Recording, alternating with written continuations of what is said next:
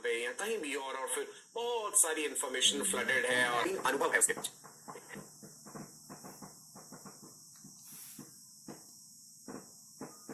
Wish you all, hello जी, नमस्कार, सलाम, सत श्री अकाल। Wish you all a very warm welcome to this wonderful session of BYJU'S classes. BYJU'S न केवल भारत बल्कि पूरे विश्व का बेहतरीन एजुकेशनल प्लेटफॉर्म जहां पे आपको मिलती है core quality education without any mixing. मैं आपका अपना डॉक्टर सचिन कपूर एक बार फिर से आपके सामने हूं जी एक और बेहतरीन सेशन लेकर के। जिक्र चल रहा है जी मॉलिक्यूलर बेसिस ऑफ इनहेरिटेंस का। चीजें टेक्निकल है, थोड़ी मुश्किल भी है, बहुत ज्यादा मुश्किल तो नहीं है, थोड़ी मुश्किल है, आई अंडरस्टैंड, लेकिन hard work coupled with smart work दोनों चीजें मिलकर के एक बहुत ही बेहतरीन कॉम्बिनेशन बना देती हैं जो आपकी सफलता की गारंटी देती है। हाँ, गारंटी किस तरह से? यदि आप बेहतर तरीके से सेल्फ स्टडी कर रहे हैं, जो नोट्स आप बनाते हैं आप उन्हें रिवाइज कर रहे हैं, डेली प्रैक्टिस पेपर्स डीपीपीज आप प्रैक्टिस करते हैं, मल्टीपल चॉइस क्वेश्चंस आप जितने ज्यादा प्रैक्टिस कर सके उतना ही बढ़िया है, लेकिन ऑथेंटिक सोर्स से, है ना? आप जानते हैं भाई आजकल बहुत से बच्चों को आदत है अलग अलग सोशल मीडिया पे आपने ग्रुप्स ज्वाइन किए होते हैं, टेलीग्राम पे या कहीं भी और फिर बहुत सारी इन्फॉर्मेशन फ्लडेड है और आप वो फॉलो करने लग जाते हैं। नहीं, आपको ऐसा नहीं करना है। हमारी बायजूस की टीम के द्वारा तैयार किए गए जो बेहतरीन क्वालिटी क्वेश्चंस हैं आपको वो प्रैक्टिस करने हैं, राइट? बिकॉज उसके अंदर टीचर्स का अपना कई वर्षों का बेहतरीन अनुभव है उसके पीछे। चलिए कागज कलम तैयार रखिएगा, आज भी कुछ इंपॉर्टेंट चीजें डिस्कस करेंगे और बड़ी इंटरेस्टिंग भी होंगी। आप देखेंगे कि किस प्रकार से डीएनए के ऊपर जो लिखी हुई कोडेड लैंग्वेज है मैसेंजर आरएनए की फॉर्म में बन जाती है, वो हमने ट्रांसक्रिप्शन में पढ़ा। फिर ट्रांसलेशन होगा, है ना? वो जो इबारत लिखी है, वो जो बातें लिखी है, वो किस प्रकार से सेल समझ पाता है कि डीएनए क्या कहना चाह रहा है, वो ट्रांसलेशन प्रक्रिया किस प्रकार से होती है और कैसे वो कोडॉन्स जो है अमीनो एसिड्स बना देते हैं। क्या रोल है राइबोसोम्स का, क्या रोल है ट्रांसफर आरएनए का, ये सब चीजें हम अपने आज के इस सेशन में समझेंगे इत्मीनान से, आराम से। पीछे की बातें रिवाइज भी करवाता जाऊंगा आपको, राइट? जितना पीछे पढ़ा है हमने वो भी रिवाइज करेंगे कि भाई प्रोकैरियोट्स में ट्रांसक्रिप्शन कैसे होता है, eukaryotic transcription and prokaryotic transcription में अंतर क्या है, वो भी मैं रिवाइज करा दूंगा आपको। चलिए, पॉजिटिव सोच, एक पॉजिटिव एनर्जी, एक अच्छी उमंग, इस उम्मीद के साथ कि ये सेशन हमारे लिए लाभदायक हो, हमें सारी चीजें समझ आए एंड एटीट्यूड ऑफ ग्रेटिट्यूड रखना बड़ा आवश्यक है। किसी से कुछ सीखने के लिए, कुछ पाने के लिए विनम्रता होना बड़ा जरूरी। चलो, ऑल माय दादा बेटा रानी बेटियां, all my future doctors, let's start today's session. एक शब्द आपके सामने लिखा है, सेंट्रल डॉगमा।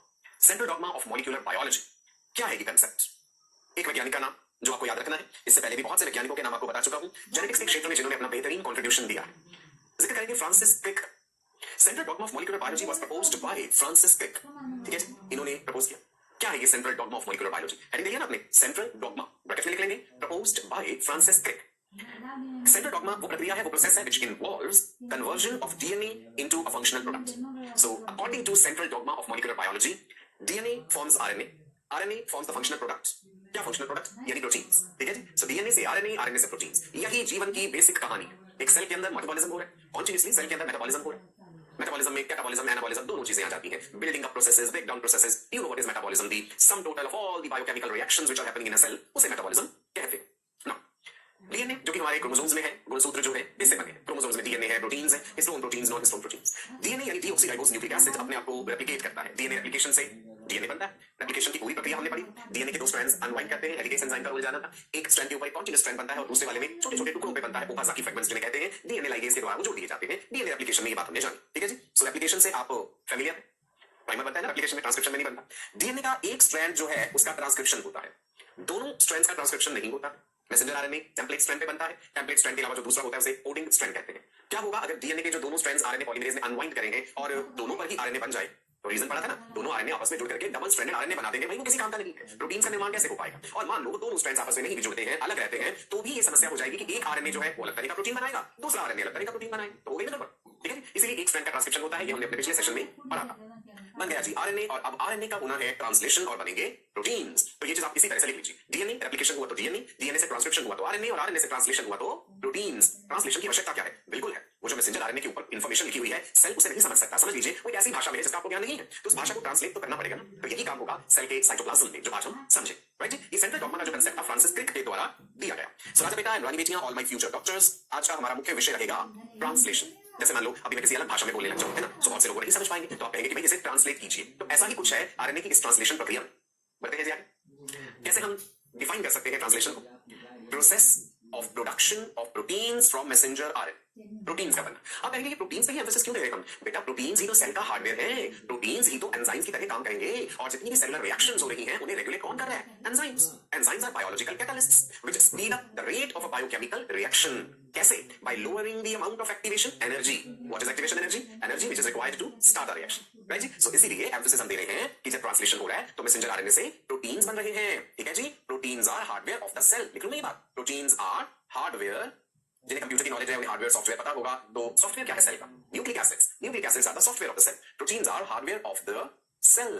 और प्रोटीन्स जो है यही तो एंजाइम्स की तरह काम करते हैं। Majority of the enzymes are proteinaceous. हां एग्री, कुछ आरएनए भी एंजाइम की तरह काम करते हैं, उन्हें राइबोजाइम्स कहते हैं। तो ट्रांसलेशन आप समझ गए, process of production of proteins from messenger RNA. Now RNA जो है राइबोन्यूक्लिक एसिड जो है न्यूक्लियोटाइड्स है उसमें, है ना। न्यूक्लियोटाइड आरएनए पता है आपको, यूएसएल वाली बात खास ध्यान रखना। सवाल ये उठता है बेटा कि ये न्यूक्लियोटाइड से अमीनो एसिड कैसे बन जाएंगे। मैसेंजर आरएनए के ऊपर एक सीक्वेंस है, AUG UCG GCC, यही तो सीक्वेंस है ना, नाइट्रोजनस बेसिस जो है। The question is amino acids कैसे बनेंगे इससे। एक और वैज्ञानिक अब कहेंगे जॉर्ज क्या, इन्होंने दिमाग लगाया कि भाई कैसे, ये क्या रिलेशनशिप है ये आरएनए के न्यूक्लियोटाइड्स में और अमीनो एसिड्स। अब बायोकेमिस्ट्री की नॉलेज थोड़ी सी रिवाइज कर लीजिए। 20 amino acids. What are amino acids? Amino acids are the building blocks for proteins. जैसे एक दीवार आपको बनानी है तो ईंटों से मिलकर बनती है। ब्रिक्स जो है, एक एक इंडिविजुअल ब्रिक जो है उसे अमीनो एसिड मान लीजिए, और वो जो दीवार बन गई है वो एक पॉलीपेप्टाइड, पेप्टाइड बॉन्ड्स होते हैं अमीनो एसिड्स। नेचर में बहुत सारे अमीनो एसिड्स हैं, जिसमें से हमने पढ़ा था 20 amino acids they enter into the process of protein synthesis. तो उन 20 अमीनो एसिड्स को क्या कहा जाता है बेटा? They are called protein amino acids. Protein amino acids are encoded by genetic code. क्या नॉन प्रोटीन अमीनो एसिड्स भी होते हैं? Yes, ornithine, citrulline, urea cycle में पढ़े थे ना। So ornithine and citrulline are non protein amino acids. ऐसे rare amino acids भी होते हैं, O methyl, L tyrosine, L homoglutamine, selenocysteine, और भी रेयर अमीनो एसिड्स भी होते हैं। ठीक है जी। सो जो 20 अमीनो एसिड्स हैं ये प्रोटीन अमीनो एसिड्स हैं, ये प्रोटीन बनाते हैं। इन्हें बनाने के लिए आरएनए के ऊपर इंफॉर्मेशन है। क्वेश्चन ये था कि आरएनए के जो न्यूक्लियोटाइड्स हैं, आपको याद होगा हमने नाइट्रोजनस बेसिस जो पढ़े हैं, guanine, uracil, adenine, cytosine, right. DNA की बात नहीं हो रही, इसलिए हमने यहाँ पे यूरेसिल लिखा है, ठीक है। आरएनए की बात हो रही है। सो इसका मतलब है ये जो 4 बेसिस है, इन्हीं का कॉम्बिनेशन जो है वो कोड कर रहा है इन 20 अमीनो एसिड्स के लिए। Basis 4, that is guanine, uracil, adenine, cytosine. 4 basis और अमीनो एसिड्स हैं 20। इसका मतलब है कि कुछ ना कुछ कॉम्बिनेशंस बन रहे होंगे जिससे ये 20 अमीनो एसिड्स हमें मिल रहे हैं। क्या क्या कॉम्बिनेशन है कि भाई AUG क्या बनाता है, देन ACU क्या बनाता है, UAC क्या बनाएगा, यही चीजें हमने देखनी है। और ये जो ट्रिपलेट हो जाता है ना बेसिस का, जैसे AUG का किसी को कोडॉन कहते हैं, समझेंगे सारी चीज, राइट। चलिए आगे बढ़ते हैं। अब क्या होंगे, इतना बड़ा सा टेबल क्या आ गया जी हमारे सामने से, तो देख के डर लगा है। नहीं, बिल्कुल नहीं डरिए, आराम से समझिए। कॉपी पेन हाथ में है, बनाएंगे साथ साथ, डरना नहीं है। मैंने एक दो बातें बता दी, इसमें बाकी का आप खुद बना लोगे, ठीक है जी। सो ऊपर वाली लाइन में यहाँ पे लिखेंगे आप, सबसे ऊपर आप लिखेंगे UCAG, ऐसे ब्लॉक बना के लिखो UCAG।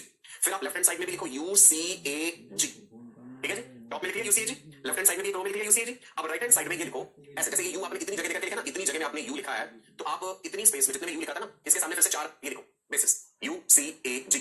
कम ऐसे टॉप में UCAG बड़े बड़े बॉक्स में, लेफ्ट में UCAG, and right hand side में उतनी स्पेस में जितने में आपने एक कंप्लीट U लिखा था उसके सामने UCAG, राइट। नाउ अब देखो, अब 1 मिनट के लिए हम सिर्फ इस वाले ब्लॉक पे फोकस करते हैं। इसमें ये जो 3 अल्फाबेट्स का हमने एक सीक्वेंस लिखा है, इस ब्लॉक पे फोकस करना सिर्फ, राइट। ये हमने कैसे लिखा, कैसे बने हैं ये कॉम्बिनेशन। देखो बेटा, हमने पहले मैं कलर चेंज करता हूं आपके लिए, यहां से पकड़ा ये U और यहां से पकड़ा ये U। सो आपको दिख रहा है यहाँ पे पहले दो, यहाँ पे ट्रिपल U देखिए, U U U दिख रहा है, ट्रिपल U कैसे बना, ये ट्रिपल U देखना, ये वाला U और उसके बाद ये वाला U कॉम्बिनेशन, और फिर हमने यहां से ये वाला U लगा, ठीक है जी।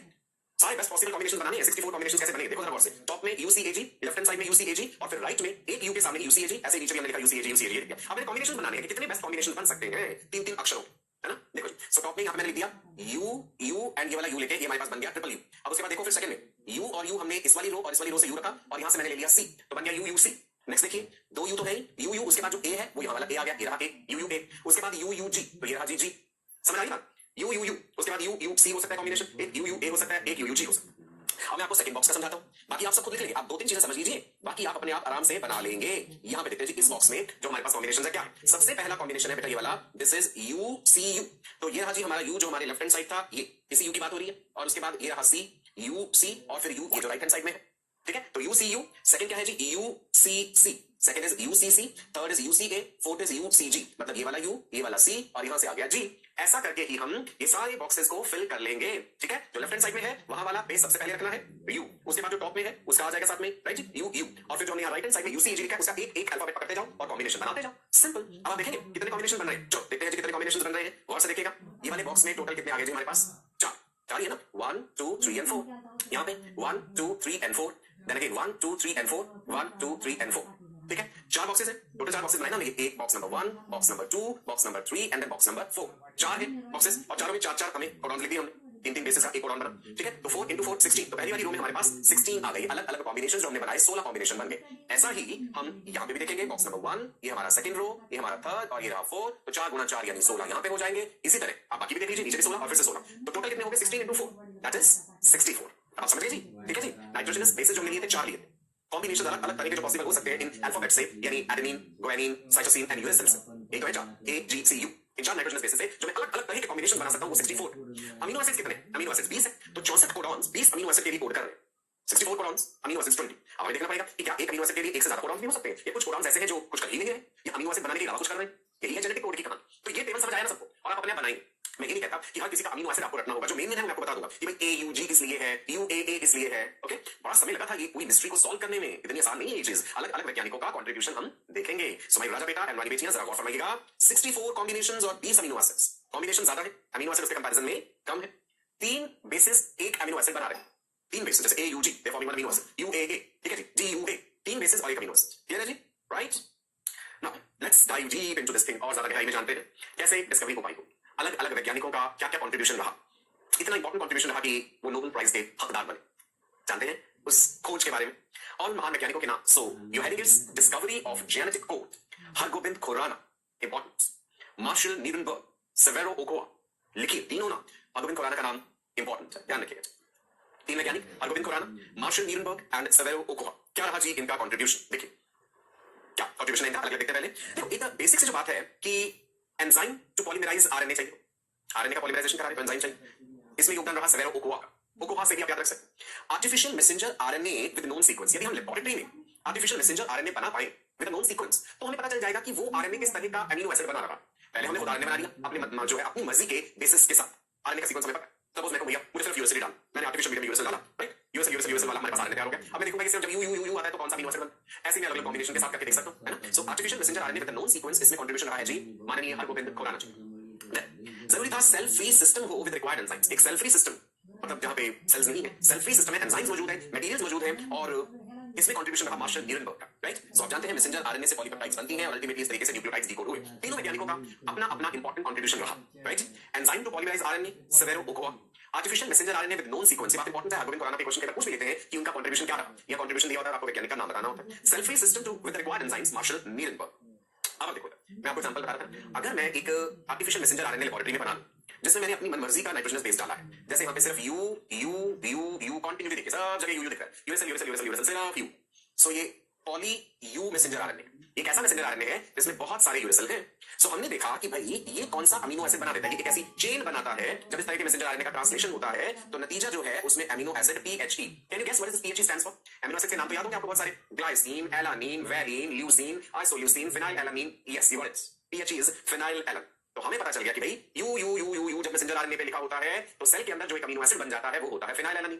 तो ऐसा हम अलग अलग नाइट्रोजनस बेसिस लेकर के कर सकते हैं, एक के साथ या एक से ज्यादा बेसिस ले लो। मान लो मैंने यूजी यूजी यूजी ये डाल दिया, दूसरे से डाल, तो उसमें हम देखेंगे क्या नतीजा निकल रहा है, समझेगा। देखते हैं नीरनबर्ग synthesized messenger RNA molecule consisting only of the nucleotide uracil. We call it poly-U because many uracil. He studied the resulting polypeptide chain and he found that it has only phenylalanine amino acid. Write down phenylalanine. किसका contribution? नीरनबर्ग का। ठीक है जी, चलिए आगे बढ़ते हैं। खुराना, हरगोबिंद खुराना ने generate करा पॉली यूसी मैसेंजर आरएनए। इन्होंने कहा कि भाई यू के साथ जरा सी लगा के देखते हैं, यूसी यूसी देखिए कौन सी किस्म। तो एक ऐसा मैसेंजर आरएनए स्ट्रैंड है जो पॉली यूसी एमआरएनए कहलाएगा। और जब इसका ट्रांसलेशन हुआ तो हमें दो तरह के अमीनो एसिड सीक्वेंस मिले, दो चीजें, SER-LEU। Can anyone guess what is this SER for and what is this LEU for? Serine, LEU is for leucine. एक बार सारे अमीनो एसिड के नाम आपको बता दूं मैं दोबारा, 20 के 20 अमीनो एसिड्स जब मैंने क्लास 11 के बायोमोलिक्यूल्स में पढ़ाए थे, मैंने तब भी आपसे कहा था इनको याद जरूर कर लेना, 12th में जेनेटिक्स में फिर से ये हम पढ़ेंगे। सो मैं एक बार बोल देता हूं आपके लिए, glycine, alanine, valine, leucine, isoleucine, phenylalanine, tyrosine, tryptophan, lysine, arginine, histidine, glutamic acid, aspartic acid, glutamine, asparagine, cysteine, methionine, proline, बहुत सारे 20 ठीक है जी। सो रिवाइज जरूर कीजिएगा, revision is the key to success. जिक्र कर रहे हैं हरगोबिंद खुराना का, जिन्होंने यू एंड सी मतलब यूरासिल एंड साइटोसिन लेकर के poly UC messenger RNA strand बनाया, जिसका जब ट्रांसलेशन हुआ तो दो तरह के अमीनो एसिड मिल रहे हैं, serine and leucine. After translation, पढ़ते हैं जी sentence. After translation, this poly-UC messenger RNA generated a polypeptide with alternating pattern of serine and leucine. चलो लिख लेते हैं, serine and leucine। ये कंट्रीब्यूशन है हरगोबिंद खुराना का। इससे पहले नीरनबर्ग का हमने पढ़ा, नीरनबर्ग ने क्या करा था, देख लेते हैं एक बार। पॉली-यू मैसेंजर आरएनए और नतीजा था फिनाइलएलानिन, और हरगोबिंद खुराना ने पॉली-यूसी मैसेंजर आरएनए, नतीजा है दो amino acid serine and leucine. Hargobind Khorana and Marshall Nirenberg, Nobel prize in medicine. Undoubted ये लोग हकदार थे इस चीज का। इतनी बेहतरीन इंफॉर्मेशन और इतनी इंट्रिकेट, इतनी कॉम्प्लेक्स इंफॉर्मेशन पूरी तरह से रेवोल्यूशन की तरह था ये, है ना। मेडिकल साइंसेस में जेनेटिक्स फील्ड में एक रेवोल्यूशनरी बात। ना अब हम ये जानते हैं कि जो जेनेटिक कोड की हम बात कर रहे हैं बेटा, ये जो तीन नाइट्रोजनस बेसेस मिलकर एक कोडॉन बना देते हैं, जैसे UUU, UUC, UUA, UUG, ये कोडॉन जो बन रहा है इसके कुछ खास फीचर्स होंगे। सो you had here salient features of the genetic code। लिख लीजिए salient features of the genetic code। Number 1, पहली बात है ट्रिपलेट कोडॉन। ट्रिपलेट तीन, है ना। क्या है मतलब इस ट्रिपलेट कोडॉन का, देखते हैं। 3 nitrogenous bases are forming a codon। 3 base, 4 नहीं 3 है, तो इसलिए हमने ट्रिपलेट कहा। क्या क्या है जी वो ट्रिपलेट देखते हैं। आप देखिए मैसेंजर आरएनए सीक्वेंस हमने यहाँ पे बनाया GCU, इधर 5 प्राइम एंड है, इधर 3 प्राइम एंड है। सो पहला है GCU, GCU बना रहा है जी एक अमीनो एसिड हमने लिख दिया एलानिन।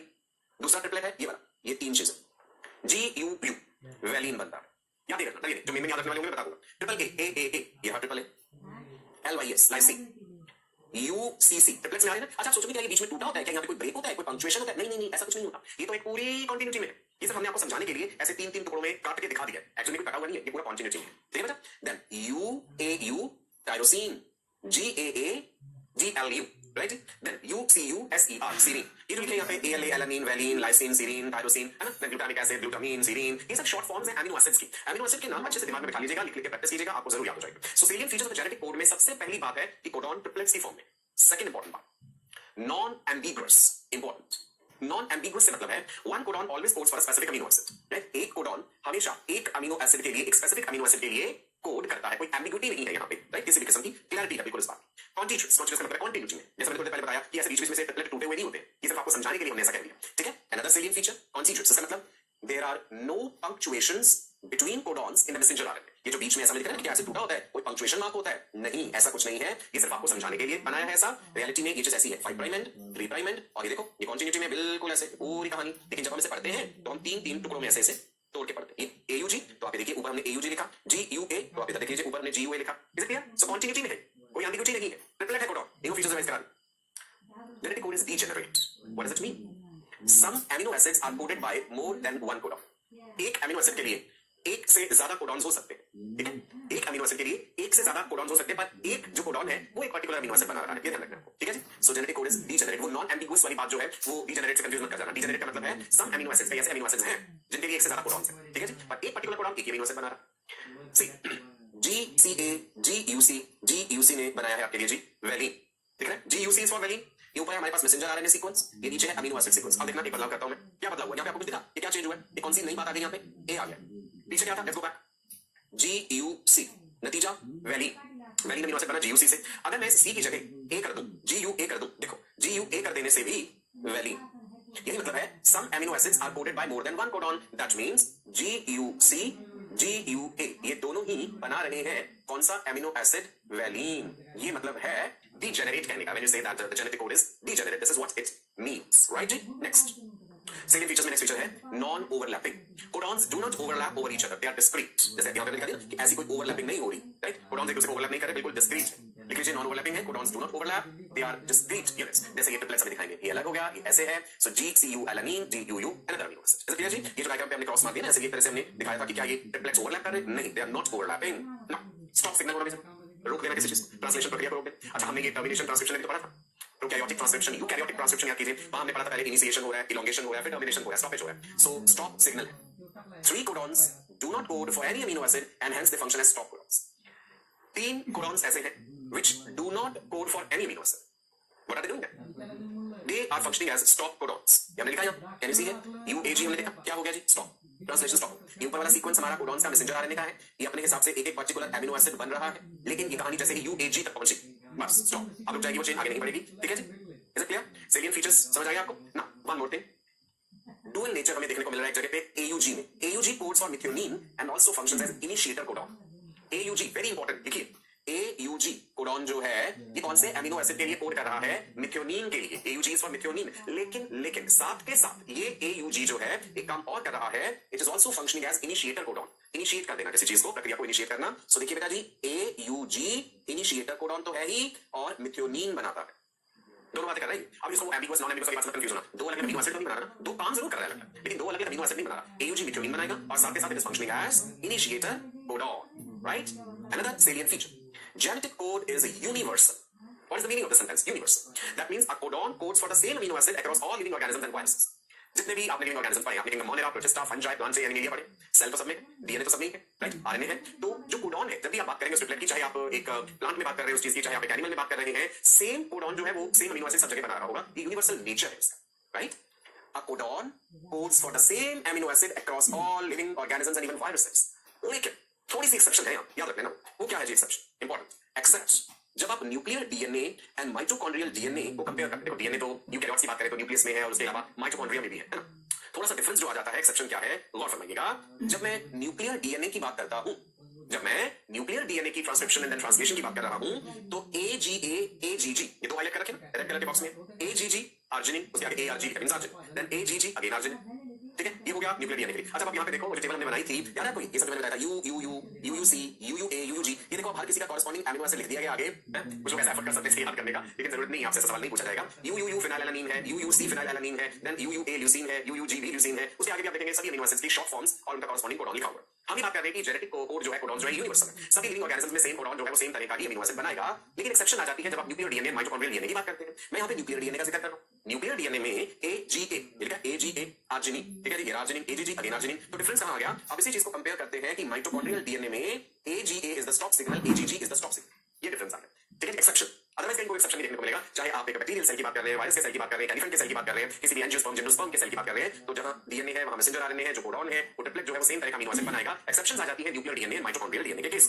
वैसे रिवाइज कर लेते हैं न्यूक्लियर डीएनए में AGA जो है जब न्यूक्लियर डीएनए का ट्रांसक्रिप्शन और ट्रांसलेशन होगा तो अर्जिनिन बन रहा है AGG में भी अर्जिनिन है लेकिन यही चीज जब हम बात करते हैं माइटोकॉन्ड्रिया की राइट तो माइटोकॉन्ड्रिया के केस में ये स्टॉप सिग्नल की तरह काम करते हैं AGA एंड AGG क्लियर है बात ऑल ऑफ यू आगे बढ़े। सो हमने बात करी है कि इस जेनेटिक कोड के विशेष फीचर्स क्या है इसके सेलिएंट फीचर्स क्या क्या है जेनेटिक कोड के मैं फिर से रिवाइज करा रहा हूं triplet codon 3 nitrogenous bases they form a codon जैसे AUG UUU UUC UUA triplets में पहली बात क्लियर।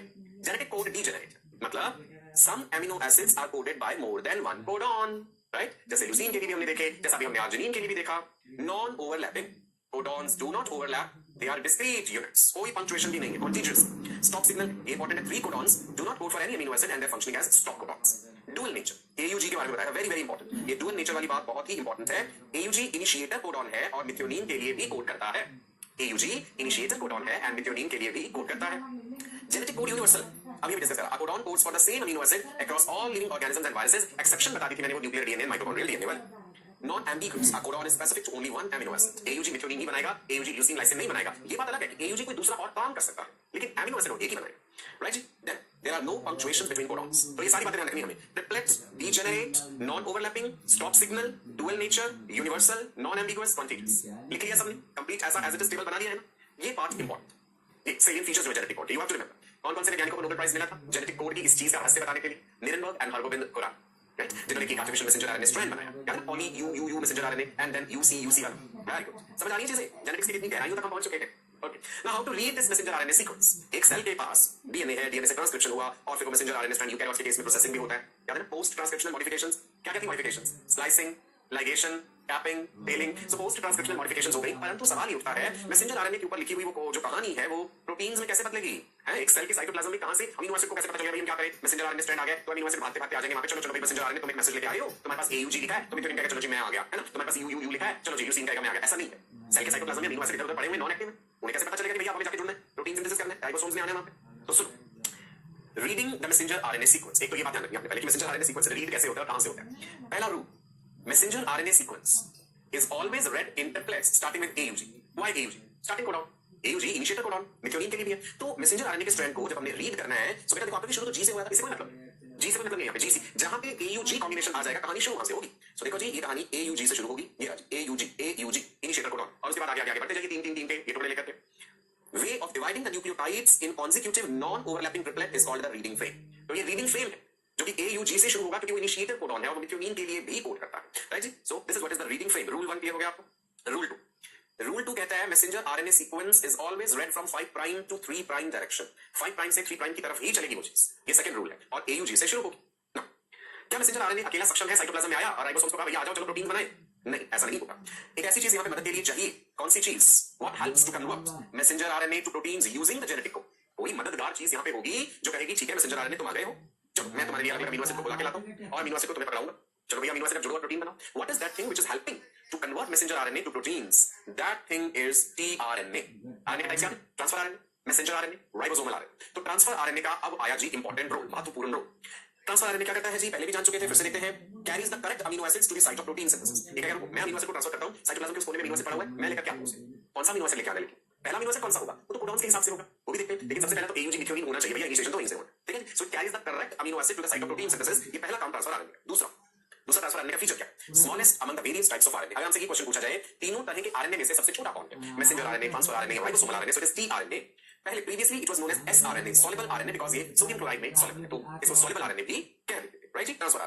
ट्रांसफर आरएनए का स्ट्रक्चर कैसा, थोड़ा बहुत मैंने पिछले सेशन में भी बताया। टीआरएनए का स्ट्रक्चर अगर हम देखें तो ये कुछ इन्वर्टेड एल शेप दिख रहा है, कोई inverted L shape 3D structure, ये रहा 3 प्राइम एंड ये रहा 5 प्राइम एंड, ऐसे ऐसे करते हैं, राइट जी। इन्वर्टेड एल शेप स्ट्रक्चर आपको नजर आ रहा है, और अडेप्टर मॉलिक्यूल भी कहते हैं। TRNA is acting as an adapter molecule. Why adapter? यही तो अमीनो एसिड्स को पकड़ के लाया और जहां पे मैसेंजर आरएनए था वहां पे आकर के इसने उन अमीनो एसिड्स को रखा और प्रोटीन्स का निर्माण शुरू हुआ। इसमें यहां पे देखिए ए हमने लिखा है ना ट्रांसफर आरएनए का स्ट्रक्चर, अगर आप रफली बना पाए तो बेशक बना लीजिए। ये अमीनो एसिड बाइंडिंग साइट है, ट्रांसफर आरएनए के पास अमीनो एसिड बाइंडिंग साइट है, एक जगह से पकड़ लिया अमीनो एसिड, ओके, और उसके पास एक एंटीकोडॉन आर्म है। अभी एक नया शब्द आ गया, एंटीकोडॉन क्या है, अभी तक हमने कोडॉन का जिक्र करा था। सो एंटीकोडॉन ट्रांसफर आरएनए के पास जो है वही आकर के कोडॉन के साथ जुड़ेगा, कोडॉन एंटीकोडॉन, और साथ के साथ अमीनो एसिड आते जाएंगे, ठीक है, ये कनेक्टिंग लिंक की तरह, राइट जी। ट्रांसफर आरएनए का स्ट्रक्चर का जिक्र कर रहे हैं। मैसेंजर आरएनए के पास तो है जी कोडॉन, ट्रांसफर आरएनए के पास है एंटीकोडॉन। अगर मैं कहूं कोडॉन AUG, तो AUG का एंटी क्या हो जाएगा, it will be UAC, A U के लिए UA और G के लिए C, तो ये रहा उसका एंटीकोडॉन। ट्रांसफर आरएनए किस प्रकार से अमीनो एसिड्स को पकड़ के लाता है मैसेंजर आरएनए के पास, और कैसे फिर एक एक अमीनो एसिड जुड़ता जाता है और प्रोटीन का निर्माण होता है पॉलीपेप्टाइड चेन का, ये प्रक्रिया हम अगले सेशन में समझे। इंफॉर्मेशन कॉम्प्लेक्स है, इंट्रिकेट है, लेकिन हमने सिंप्लीफाइड वे में इन ब्यूटीफुल स्लाइड्स के जरिए आप तक ये पहुंचाई। इसे याद रखना, याद रखने के लिए रिवाइज करना पड़ेगा, इसे याद रखना, और जब पूछा जाए सवाल तो उसका जवाब देना, ये जिम्मेदारी आपकी है। I tried my best to simplify the things जितना हो सके, लेकिन मेहनत अब आपको खुद करनी है। एक बार ये डायग्राम देख लेते हैं, फिर आज का सेशन बाइंड करते हैं जी। ट्रांसफर आरएनए का स्ट्रक्चर मैंने कहा इसके पास एमिनो एसिड बाइंडिंग साइट है, ये रहा जी पहला, कौन सा होगा, इनिशिएशन वाला, मिथ्योनिन, MEG लिख दिया। अब अगर मैं ये कहूं कि AUG है मैसेंजर आरएनए के पास, AUG is coding for what, methionine. Messenger RNA पे लिखा है AUG, तो ये मैसेंजर आरएनए कहता है भैया मिथ्योनिन लेकर के आओ, इनिशिएटर कोडॉन। ट्रांसफर आरएनए कहेगा ठीक है मैं मिथ्योनिन पकड़ के ला रहा हूं, तुम्हारे AUG जो कोडॉन है उसके लिए मेरे पास एंटीकोडॉन है, तो ये कोडॉन और एंटीकोडॉन मिले और तभी ये अमीनो एसिड वहां पे पहुंचा, राइट जी। सो आप देख सकते हैं ये UAC है और ये इधर AUG है। AUG जो सीक्वेंस है मिथ्योनिन के लिए, ट्रांसफर आरएनए कहा मैं मिथ्योनिन लेके आ रहा हूं, लेकिन AUG जो कोडॉन है उसके लिए ट्रांसफर आरएनए के पास ये रहा जी एंटीकोडॉन UAG, इसकी एंटीकोडॉन आर्म। आज के लिए